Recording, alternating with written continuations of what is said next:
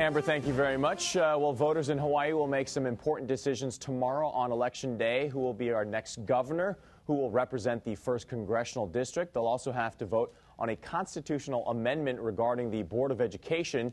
Should it continue to be an elected body, or should it be changed to one that is appointed by the governor? Coming up in the next half hour, Board Chair Garrett Toguchi will be here to talk in favor of an elected board. But right now, we would like to welcome former school superintendent and current principal of St. Louis High School. It's Pat Hamamoto, who thinks the BOE should be appointed. Pat, good to have you with us this morning. Thank you. Good morning. So, Pat, tell me, or Ms. Hamamoto, tell me, why should there be an appointed board? Well, I think at this time where the Department of Education is and where education is in Hawaii, having an appointed board would give it focus, would give it a direction in what needs to get done for us as a state to meet the requirements of Race to the Top.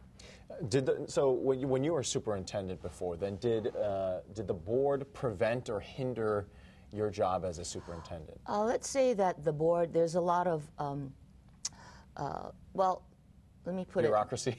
Well, that's a good word. It is a lot of bureaucracy, but what it would take would be a lot of explanation, a lot of homework, a lot of reporting. And as you have to do all the homework and the reporting and gathering of the data to formulate a policy for the board, time is moving and we're losing out as far as getting the kids what the kind of education that we need for them. So in that sense, the Board of Education, in making a decision, took a whole lot longer than, let's say, an appointed board who's know their direction, where it comes from the governor that this is where they need to be, and making a decision and moving on. Some of your opponents, or the opponent to an appointed board, would say, look, the Board of Education, the people should have a say in it.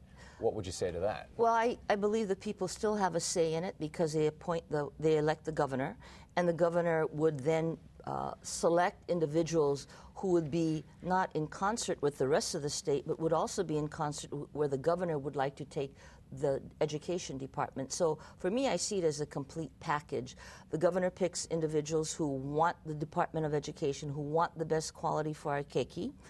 They get appointed, and then they give the department direction to the department, and the department implements their directions. So what are some other differences between an appointed board and a Board of Education that would be elected?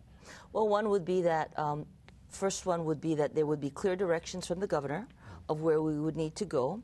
It would also mean that the Department of Education would be focused because they know very clearly.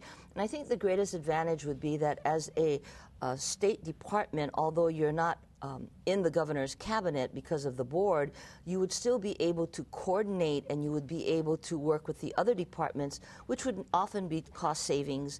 And it would also be a lot of cooperation between the departments to get to where you need to be. This is certainly an important amendment that voters will be voting on Tuesday. You haven't voted yet, but you do want to say something, right? I do. On the back of the ballot? When you get in the ballot, when you get into that voting booth, turn the ballot over and be sure to vote for an appointed board.